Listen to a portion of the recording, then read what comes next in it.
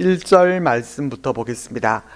선지자의 제자들이 엘리사에게 이르되 보소서 우리가 당신과 함께 거주하는 이곳이 우리에게는 좁으니, 선지자의 생도들은 자신들이 지내는 곳이 비좁다라는 얘기를 합니다. 그러니까 그들의 거주지가 갑자기 줄어들거나 작아진 것이 아니라 처음보다 더 인원이 많아졌기 때문일 것입니다.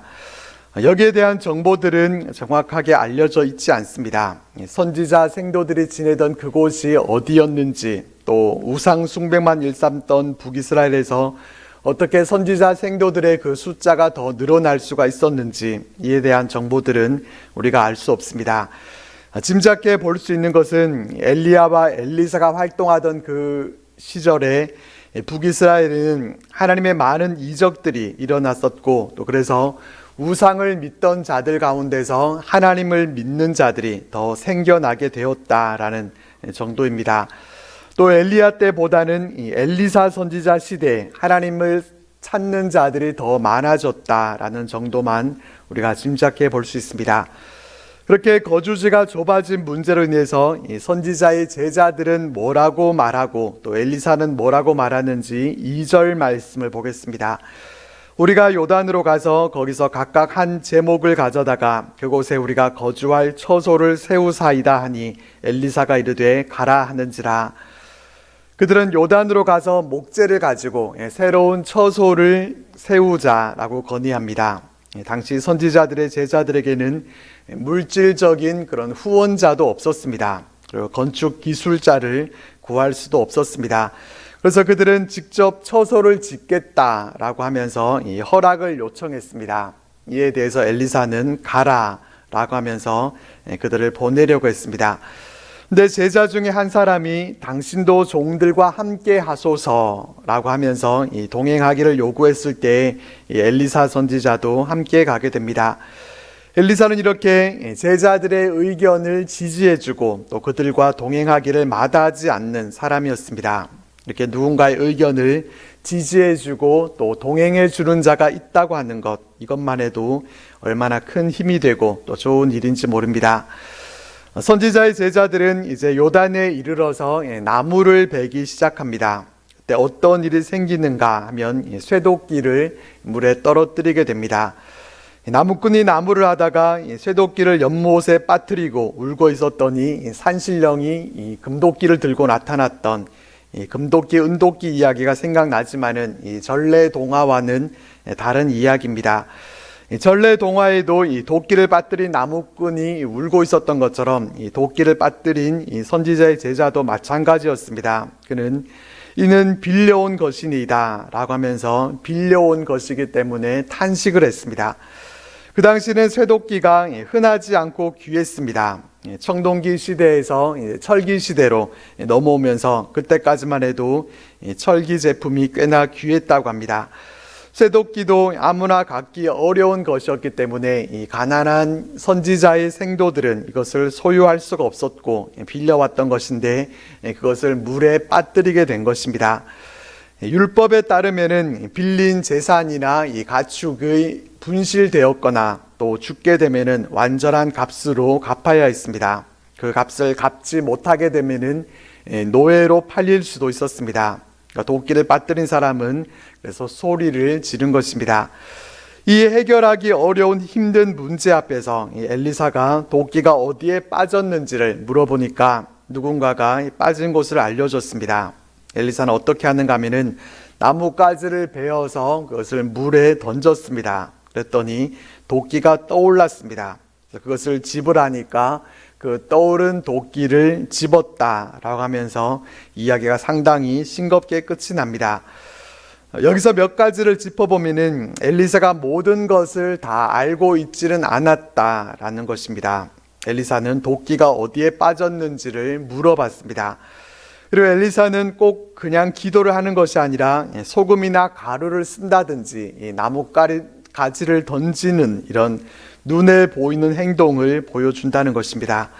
그리고 도끼가 물에 뜬다는 것은 자연 법칙을 거스르는 것이고 분명히 놀랍고 특별한 그런 일인데도 불구하고 그저 평범하게 기록되어 있습니다. 이 정도의 기적은 이제 아무것도 아니라는 듯이 이렇게 아주 담담하게 기록하면서 끝을 맺습니다. 여기서 깨닫게 되는 점은 하나님은 위대하고 큰 이적만 베풀지는 않으신다는 것입니다. 성읍에 먹지 못할 물을 고치시고 또 죽은 아이를 다시 살리는 하나님은 그런 위대한 일만 행하시는 것이 아니라 물에 빠져버린 도끼도 물에 떠오르게 하는 그런 일도 행하십니다. 이를 통해서 우리는 우리 삶에 있는 그런 작은 문제들에 대해서도 하나님은 관심을 갖고 계시고 또 놀라운 일들을 우리에게도 마찬가지로 행하여 주실 것이다 라는 그런 믿음을 우리는 갖게 됩니다. 우리는 사소한 일들도 하나님께 기도하면서 우리의 문제들을 하나님께 맡겨드림으로 기적이 일상이 되는 것과 같은 그런 귀한 은혜를 경험하면서 살아갈 수 있기를 바랍니다. 8절 말씀입니다. 그때 아람 왕이 이스라엘과 더불어 싸우며 그의 신복들과 의논하여 이르기를 우리가 아무데 진을 치리라 하였더니 아람 왕은 이스라엘과 전쟁을 하고자 합니다. 아람과 북이스라엘이 서로 대치하고 있는 그 상황에서 아람 왕은 그의 신복들과 의논을 해서 아무데 진을 칠 것을 명령했습니다. 여기서 진을 친다라고 하는 것은 이 매복을 했다가 상대를 치는 그런 전술을 말합니다. 아람은 군대 규모나 전력에 있어서 북이스라엘에서 비해서 전혀 열세가 아니었지만은 이전에 전쟁에서 패한 적이 있었기 때문에 아주 조심스럽게 이렇게 전쟁을 치르고 있었습니다. 9절 말씀입니다. 하나님의 사람이 이스라엘 왕에게 보내 이르되 왕은 삼가 아무 곳으로 지나가지 마소서 아람 사람이 그곳으로 나오나이다 하는지라. 하나님의 사람 엘리사는 아무리 은밀하게 이 벌이는 일이라도 그것을 볼 수 있는 그런 탁월한 영역을 소유하고 있었습니다. 12절 말씀에서 아람 왕의 신하들이 말하고 있는 것을 보면은 엘리사는 아람 왕이 자기 침실에서 말하는 것까지도 다 아는 정도였다라고 말합니다.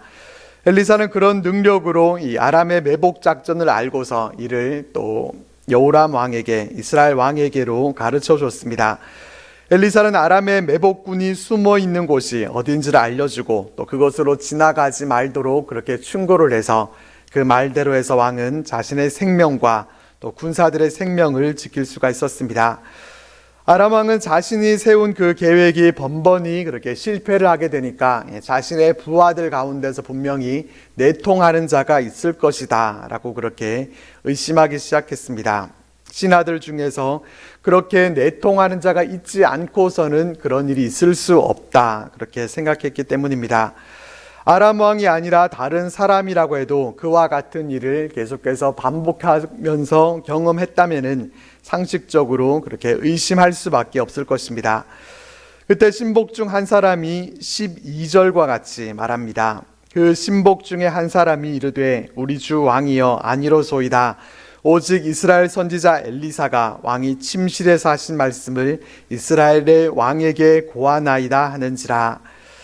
실제로 엘리사가 침실에서 하는 말까지 다 들었는지는 알 수 없습니다. 어떻게 보면 좀 과장된 표현인 것 같고 그는 초능력 귀가 있어서 아람 왕의 침실에서 말하는 것까지 다 들을 수 있었던 것은 아니었습니다. 엘리사가 알 수 있었던 것은 하나님께서 그에게 알려주셨기 때문입니다. 하나님은 모든 것을 창조하신 전능한 분이시기 때문에 모든 것을 다 아시고 우주 만물을 다스리십니다. 엘리사 때문에 이 번번이 자신의 계획이 실패하게 됐다는 것을 알게 된 아람 왕은 사람을 보내서 이 엘리사를 잡아오려고 합니다.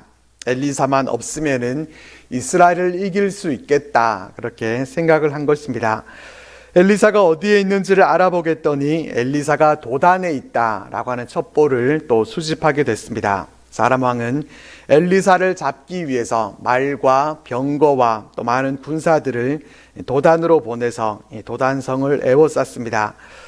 그렇지만 여기서 한번 생각해 보겠습니다. 이 엘리사는 아람 왕이 침실에서 하는 말까지 다 알 수 있는 그런 영적인 능력을 갖고 있는데 도단으로 말과 병거와 많은 군사들을 보낸다고 하면은 그 사실에 대해서 이 엘리사가 모르겠습니까? 그러니까 이와 같이 군사들을 보냈다라는 것은 이 아람 왕이 얼마나 어리석은 사람이었는가 하는 것을 잘 보여줍니다. 그가 어리석은 사람이 아니라 지혜가 있었다고 하면은 이 엘리사가 있는 동안에는 이스라엘과 전쟁을 하려는 생각을 하지 않는 것, 그것이 마땅한 모습이었습니다. 그런데도 그는 이스라엘을 정복하려는 자신의 그 계획이 무모하다라는 사실을 깨닫지 못합니다.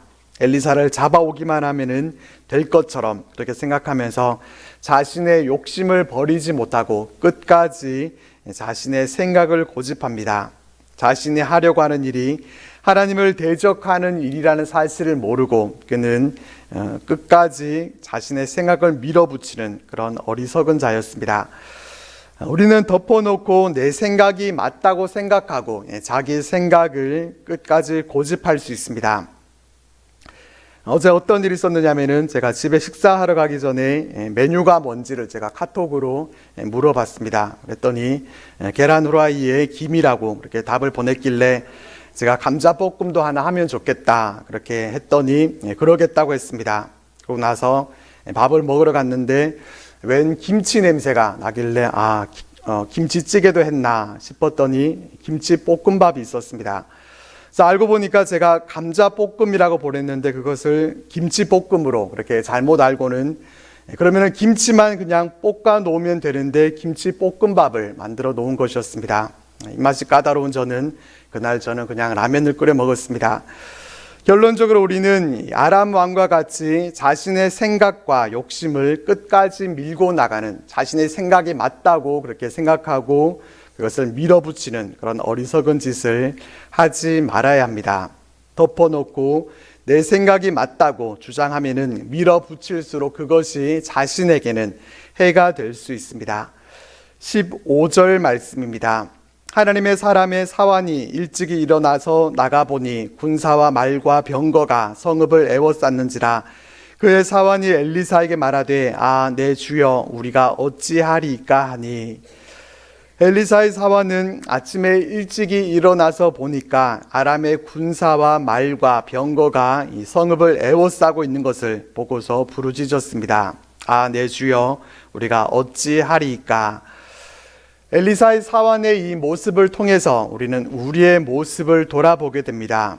우리도 이와 같은 상황에 처해 있다고 하면은 우리도 분명히 똑같은 말을 하게 될 것입니다. 그렇지만 문제는 이 상황에 너무 깊이 빠져서 우리는 절망부터 하게 된다는 점입니다. 우리가 많이 들어본 이야기 가운데 어떤 사람이 이 냉동 창고에 갇혔는데 다음날 그 사람이 너무 춥다고 쓴 쪽지와 함께 죽어 있었다라는 이야기가 있습니다. 냉동 창고는 실제로 가동이 되지 않고 있었는데도 스스로 이 냉동 창고가 작동하고 있다 이렇게 생각을 했고 부정적인 그 생각이 그를 죽게 만들었습니다. 이런 걸 가리켜서 노세보 효과라고 합니다. 부정적인 믿음이나 암시가 실제로 병을 일으키거나 악화시키는 그런 현상을 말합니다. 우리는 어려운 상황에 빠졌을 때 부정적으로 생각하면서 스스로 포기하고 또 잘못된 판단을 내리지는 않습니까?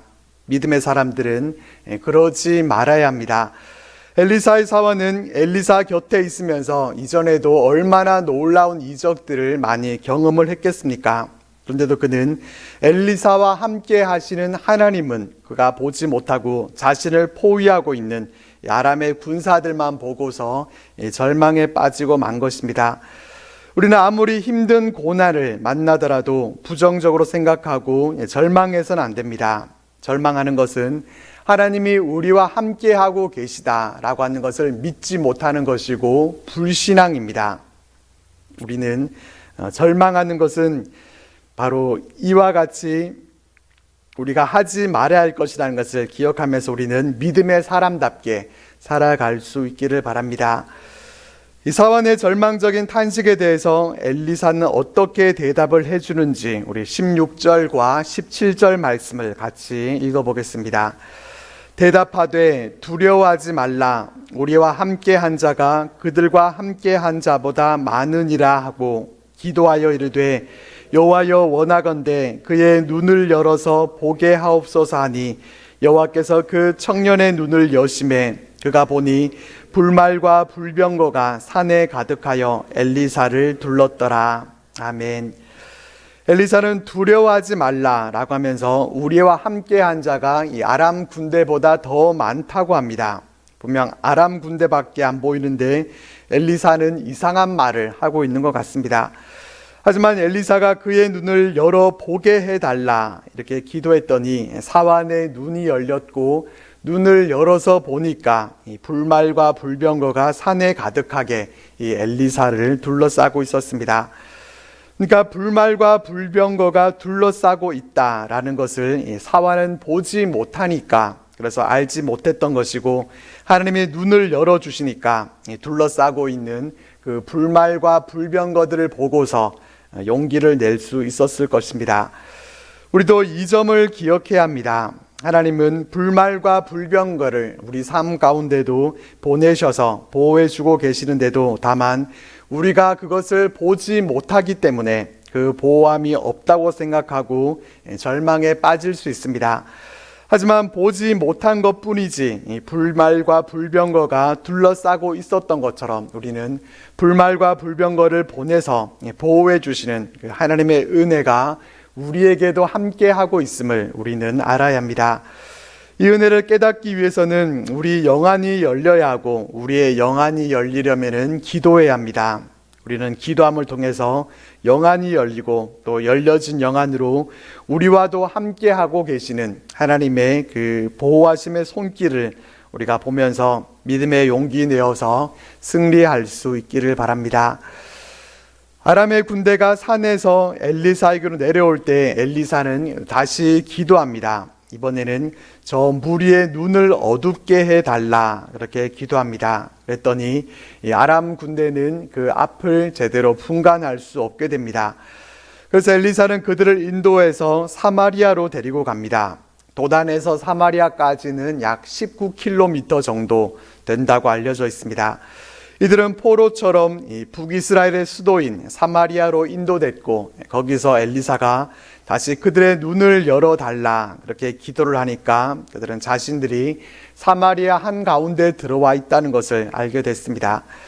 그들을 본 여호람 왕은 아람 군사들을 쳐서 없애버려도 되겠는지 엘리사에게 물었습니다. 아람 군대는 그동안 수없이 이 이스라엘을 괴롭혀 왔기 때문에 그런 마음이 드는 것도 당연했습니다. 하지만 엘리사는 그들에게 음식을 주고 또 먹고 마시게 한 후에 돌려보내라 라고 이렇게 조언을 합니다. 엘리사는 악을 선으로 갚도록 이렇게 요람에게 당부했습니다. 그리고 23절 말씀에 그러한 은혜를 체험한 이 아람 군사들은 다시는 이스라엘 땅에 들어오지 못했다 라고 말씀해 줍니다. 선으로 악을 이긴 것입니다. 세상 사람들은 보응의 법칙을 따라서 자신에게 해를 끼치면은 그대로 갚으려고 합니다. 심지어는 친절과 선을 베풀었는데도 불구하고 그것을 악으로 갚는 그런 경우도 있습니다. 하지만 우리는 세상의 법을 초월해서 우리는 생명의 성령의 법을 따라 살아가는 하나님의 자녀라는 사실을 우리는 잊지 말아야 합니다. 우리가 행한 대로 갚는 그 보응의 법칙을 따라서 하나님이 우리에게 대하셨다고 하면은 우리 가운데서 구원받을 자도 아무도 없고 우리는 모두 다 멸망길로 가고 말았을 것입니다. 우리는 하나님의 은혜로 구원받은 자들이기 때문에 우리의 원수라 할지라도 우리는 사랑으로 다가갈 수 있어야 할 것입니다. 우리는 선으로 악을 이기는 믿음의 사람들로 살아갈 수 있기를 바랍니다. 24절 말씀입니다. 이후에 아람 왕 베나닷이 그의 온 군대를 모아 올라와서 사마리아를 애워싸니, 앞에서는 아람 군사의 부대가 다시는 이스라엘 땅에 들어오지 못했다라고 해놓고는 여기서는 아람 사람이 사마리아를 애워쌌다 이렇게 말씀하고 있어서 이게 뭔가 싶은 그런 생각이 듭니다. 하지만 성경은 항상 연대기 순으로 기록되어 있지 않다라는 점을 우리는 늘 염두에 둬야 됩니다.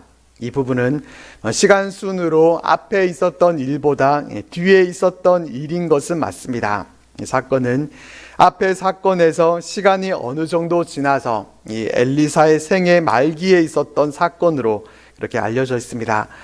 아람은 군사들을 잘 먹이고 마시게 해서 순순히 돌려보내준 그 이스라엘의 선대로 인해서 양심상 한동안은 이 북이스라엘을 침공하지 않았습니다. 하지만 그들의 양심은 아쉽게도 그렇게 오래 가지는 못했습니다. 시간이 흐른 후에 그들은 그 은혜를 망각하고 다시 또 북이스라엘을 침공해 온 것입니다. 그들은 사마리아 성을 포위해서 항복을 받아내려고 했습니다. 포위한 기간이 얼마나 됐는지는 알려주고 있지 않아서 알 수가 없지만은 상황의 심각성을 고려하면은 최소한 몇 달은 됐을 것입니다. 그렇게 아람 군대가 이 사마리아를 에워싸고 있으니까 이 성읍 사람들은 그 안에서 크게 굶주리게 됩니다. 25절 말씀은 이 사마리아 성의 상황이 얼마나 좋지 않았는가 하는 것을 잘 알려줍니다. 이 물가가 폭등을 해서 나귀 머리 하나에 은 80세겔까지 치솟았습니다. 우리가 성경에서 제일 잘 아는 이 가격이 이 노예의 몸값입니다. 이 종의 몸값은 은 30세겔인데 이 나귀 머리 하나가 종 2명의 값어치보다도 더 비싸진 것입니다. 더욱이 이 나귀 머리는 율법에서 식용으로 인정받지도 못하는 금하고 있는 것입니다. 그런데도 그만큼 비싼 값에 팔리게 된 것입니다. 심지어는 비둘기똥 4분의 1값도 은 5세겔이나 됐습니다. 평소에는 거들떠 보지도 않고 또 먹지도 못할 것이 돈 받고 팔려 나갈 정도가 된 걸 보면은 얼마나 크게 굶주리고 있었는가 하는 것을 짐작해 볼 수 있습니다. 근데 이상하지 않습니까? 왜 이상한가 하면은 이 북이스라엘에는 엘리사 선지자가 있었기 때문입니다. 이 사마리아 성이 그토록 굶주리도록 이 엘리사가 왜 아무 일도 하지 않고 있었는가 하는 의문을 우리는 갖게 됩니다. 백성들이 굶어 죽을 정도가 됐는데 하나님은 왜 그들을 도와주지 않으셨겠습니까? 그 이유는 북이스라엘 백성들이 하나님의 은혜를 버리고 여전히 죄 가운데 거하면서 그들이 범죄했기 때문입니다. 아람의 1차 침공 때 하나님이 엘리사를 통해서 북이스라엘을 도와주신 것도 그들이 하나님을 경외했기 때문이 아니었습니다. 그들이 여전히 죄 가운데 있으면서 악을 행했지만은 그래도 하나님은 그들을 사랑하시고 또 그들의 죄를 회개할 수 있는 그러한 기회를 주시기 위해서 지켜주신 것이었습니다. 그러면은 하나님의 은혜를 그 후에 이제 깨닫고 하나님을 경외하는 그런 삶으로 돌아와야 했겠지만은 그들은 조금도 변함이 없었습니다. 이제 좀 평안해지니까 죄악된 삶의 자리로 되돌아가서 우상 숭배를 하고 또 방탕한 삶을 살았습니다. 이 하나님은 아람의 2차 침공 때는 이것을 징계의 막대기로 사용하셔서 그렇게 침묵하고 계셨던 것입니다. 26절 말씀 보면은 이스라엘 왕이 성 위로 지나갈 때 한 여인이 왕에게 도와달라 이렇게 도움을 요청합니다. 여기서 짚어볼 것은 사마리아 성의 상황이 지금 그 지경이라고 하면은 누구에게 도움을 요청해야 되겠습니까? 하나님께 부르짖어 기도해야 됩니다. 온 성읍 백성들이 함께 모여서 하나님을 찾으면서 부르짖어야 되겠지만은 그런 모습은 전혀 보이지가 않습니다. 그저 이런 상황을 왕이 만들었다라고 생각하고 이 왕에게 도움을 요청합니다. 이들의 모습은 그들이 하나님과 얼마나 지금 멀어져 있는가 하는 것을 우리들에게 잘 보여줍니다. 분명 하나님의 백성들인데도 그들은 어려움 중에서도 하나님을 찾지 않습니다.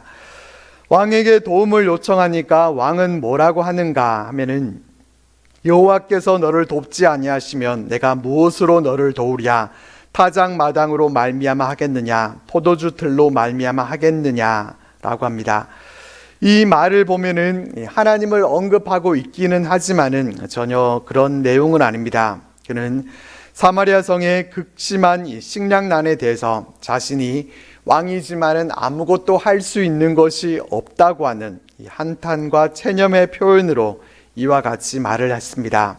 또 여인이 자세한 내용을 말하기도 전에 이 굶주림에 관한 문제인지를 미리 예상을 하고 답변을 한 것이고 또 그만큼 사마리아 성 사람들의 그런 탄원과 호소 이렇게 요청하는 모습들 이것이 끊이지 않았다라는 것을 우리가 생각해 볼 수 있습니다.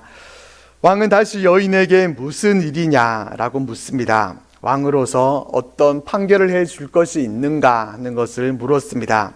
그랬더니 기가 막힌 얘기를 합니다. 배가 너무 고파서 아들을 삶아 먹었다는 것입니다. 서로 아들을 먹기로 하고 자기 아들을 먹은 후에 다음 날 다른 여인의 아들을 내놓으라고 하니까 자기의 아들은 숨겼다는 것입니다. 너무나 비참한 모습입니다. 짐승들이라도 굶주림 때문에 자기 새끼를 잡아먹는 그러한 경우는 잘 없는 일입니다. 그런데 짐승들 사이에서도 잘 일어나지 않는 그런 일이 하나님의 선택받은 백성들, 이스라엘 백성들 가운데 일어나게 된 것입니다. 30절 말씀입니다. 왕이 그 여인의 말을 듣고 자기 옷을 찢으니라. 그가 성 위로 지나갈 때 백성이 본즉 그의 속살에 굵은 배를 입었더라. 왕은 그 말을 듣고서 옷을 찢습니다. 그리고 왕이 굵은 베옷을 입고 있었다라는 것을 알려줍니다. 이 베옷을 입는 것은 초상을 당했거나 또 국가적인 재난을 당했을 때 슬픔을 표시하기 위해서였습니다. 또 회개할 때에도 이 베옷을 입었습니다. 하지만 지금 이스라엘 왕은 슬픔에 있는지는 모르지만은 이 하나님 앞에서 지금 회개하고 있는 것은 분명히 아닙니다. 그는 하나님께 기도하고 있지 않습니다. 그리고 31절 말씀을 보면은 그는 엘리사를 죽이려고 하고 있습니다. 그런 하나님께 대한 믿음은 찾아볼 수 없고 진정한 믿음도 또 진정한 회개도 없었고 하나님을 간절히 찾는 모습도 없었습니다. 오직 이 문제의 원인이 엘리사에게 있다고 보고 이 엘리사 탓을 하고 있습니다. 오늘 본문은 31절까지 말씀으로 마무리를 하려고 합니다. 오늘 본문 말씀을 통해서 우리가 분명히 깨닫게 되는 것은 언제나 기도해야 된다는 것입니다. 놀라운 이적의 역사도 이 기도를 통해서 일어나고 또 우리의 눈이 열리고 닫히는 것도 기도에 달려 있습니다. 하나님의 징계를 당할 때에도 회개하면서 기도로 나아가야 되고 또 어렵고 힘들 때 누군가를 탓하는 것이 아니라 우리는 기도하면서 조용히 우리 자신을 돌아봐야 합니다. 한 나라의 흥망성쇠도 이 기도에 달려 있습니다. 이 사실을 다시 한번 우리 마음 가운데 깊이 새기면서 우리가 어떠한 일이든지 항상 먼저 기도로 나아가는 우리들 모두가 되시기를 바랍니다.